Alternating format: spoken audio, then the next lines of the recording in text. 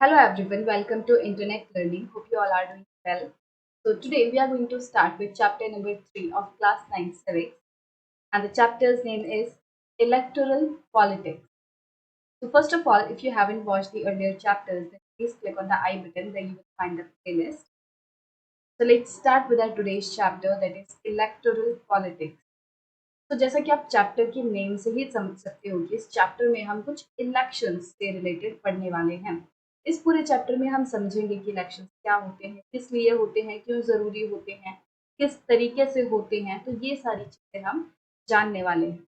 So basically in this video you are going to have an overview, an idea what this chapter is about, what we are going to study in this whole chapter. So in chapter 1, we have seen that in a democracy, it is neither possible nor necessary for people to govern directly. तो जब हमने first chapter पढ़ा था democracy वाला, उसमें हमने समझा था कि सारे लोगों के लिए ये पॉसिबल नहीं होता कि वो डायरेक्ट डिसीजन मेकिंग में पार्टिसिपेट कर पाए। मतलब मान लो किसी देश में 100-200 लोग हैं या 500 लोग हैं, मान लो 1000 भी लोग हैं, तो उसके लिए पॉसिबल हो सकता है कि सारे लोग एक साथ मिलके बैठे डिसीजन मेकिंग में पार्टिसिपेट करें। बट जब बहुत ज़्यादा जनता होती है, जब बहुत सारे लोग होते हैं, तो ये पॉसिबल नहीं है कि हम करोड़ों लोगों को एक साथ बैठाकर, एक साथ बुलाकर किसी बात पर डिस्कस कर सकें, डिसीजन ले सकें।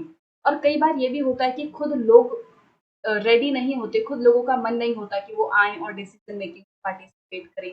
कई बार ऐसा होता है कि लोगों के पास इतनी नॉलेज, इतनी स्किल नहीं होती कि वो किसी मुद्दे पर एक सही डिसीजन ले पाएँ। तो ये सारी चीज़ें हमने फर्स्ट चैप्टर में ही डिस्कस की थी कि सारे लोगों के लिए पॉसिबल नहीं है और ना ही ज़रूरी होता है कि वो सारे लोग बैठ के डायरेक्टली डिसीजन मेकिंग में पार्टिसिपेट करें।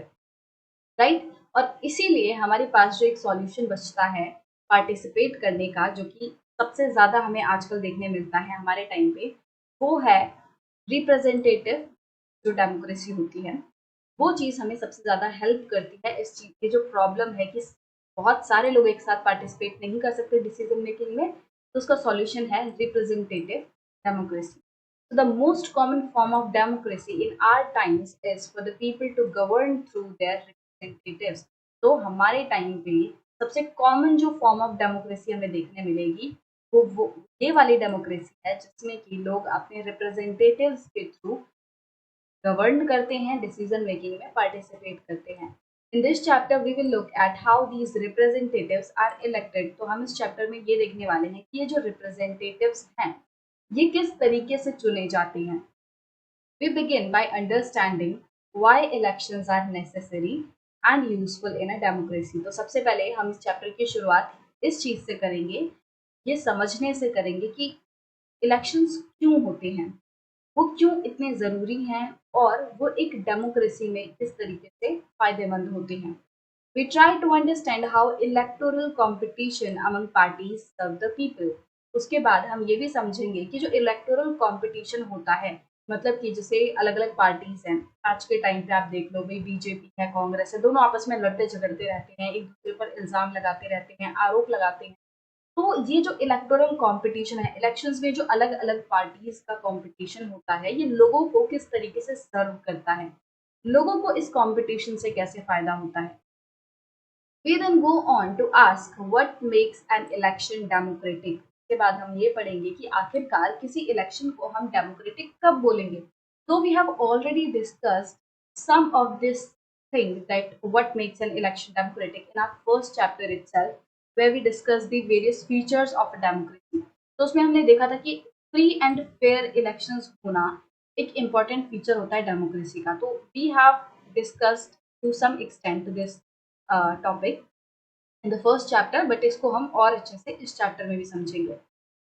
The basic idea here is to distinguish democratic elections from non democratic elections. और जब हम ये वाला टॉपिक पढ़ेंगे कि किस इलेक्शन को हम डेमोक्रेटिक इलेक्शंस बोलेंगे या क्या क्या चीज़ें किसी भी इलेक्शन को डेमोक्रेटिक इलेक्शन बनाती हैं, तो ये चीज़ हम इसलिए पढ़ेंगे ताकि हम किसी डेमोक्रेटिक इलेक्शन को नॉन डेमोक्रेटिक से अलग कर पाएँ, हम ये डिफरेंशिएट कर पाएँ कि हाँ कौन सा इलेक्शन डेमोक्रेटिक है और कौन सा नहीं है।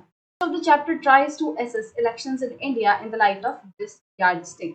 अब ये सारी चीज़ें डिस्कस करने के बाद कि क्या ज़रूरी होता है इलेक्शन, क्यों ज़रूरी होता है और किस तरीके से इलेक्टोरल कॉम्पिटिशन ज़रूरी है, कौन से इलेक्शंस को हम डेमोक्रेटिक बोलेंगे, तो ये सारी चीज़ें डिस्कस करने के बाद बचे हुए चैप्टर में हम इंडिया के इलेक्शंस को एसेस करेंगे, हम उनको एनालाइज करेंगे, नापेंगे और ये देखेंगे कि क्या इंडिया का इलेक्शन, इंडिया में जो होने वाले इलेक्शन है, क्या वो डेमोक्रेटिक है या नहीं।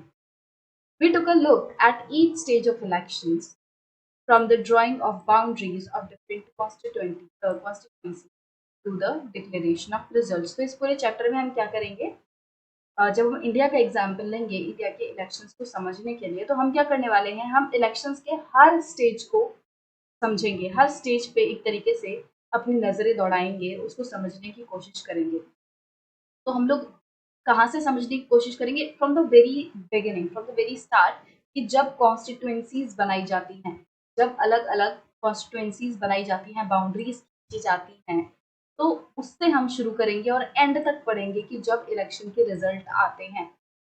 तो एकदम शुरू से लेके एंड तक हम लोग समझने वाले हैं इलेक्शंस को कि कैसे होते हैं, इंडिया में कैसे चलता है पूरा सिस्टम इलेक्शंस का। At each stage we ask what should happen and what does happen in election। अब हर एक स्टेज पे, इलेक्शन की हर एक स्टेज पे हम ये सवाल पूछेंगे कि क्या होना चाहिए इस स्टेज पर, क्या चीज़ें एक्चुअल में होनी चाहिए, और फिर हम ये देखेंगे कि इंडिया में क्या हुआ है।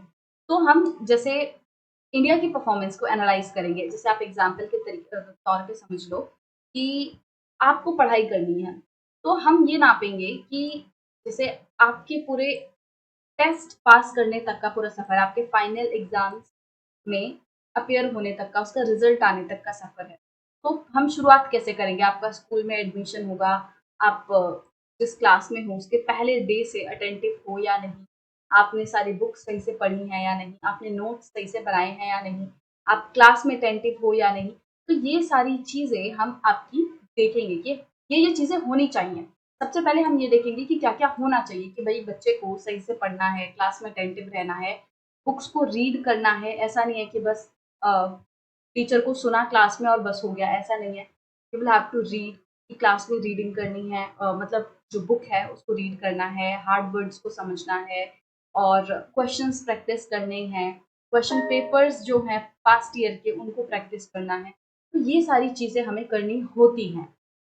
अब हर एक स्टेज पे हम ये चीज़ चेक करेंगे कि क्या-क्या करना होता है, क्या-क्या करना चाहिए, और उसके बाद हम ये देखेंगे कि भई आखिरकार हमने किया क्या है? फिर हम ये देखेंगे कि क्या हमने क्लास में अटेंशन पे की है? क्या हमने सारे नोट्स सही से बनाए हैं? क्या हमने बुक रीड की है? क्या हमने टीचर की बात मानी है? तो हम फिर बाद में ये चीज़ें चेक करेंगे कि जो-जो होना चाहिए था, क्या वो एक्चुअली हुआ है या नहीं हुआ है? तो हर एक स्टेज पे हम ये चीज़ एनालाइज़ करेंगे।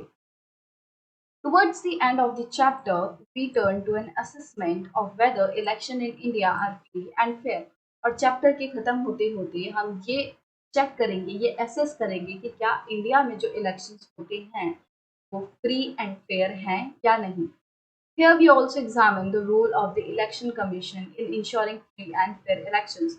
और इसके साथ साथ हम ये भी समझेंगे कि जो इलेक्शन कमीशन है उसका क्या रोल है, वो किस तरीके से एक इम्पॉर्टेंट रोल प्ले करती है इलेक्शंस को फ्री एंड फेयरली करवाने के लिए। तो हम इलेक्शन कमीशन का भी रोल देखेंगे कि ये एक बहुत ही इम्पॉर्टेंट हमारे लिए बॉडी है जो कि इलेक्शंस को कंडक्ट करवाती है। तो it is very important for us to understand this body as well, election commission.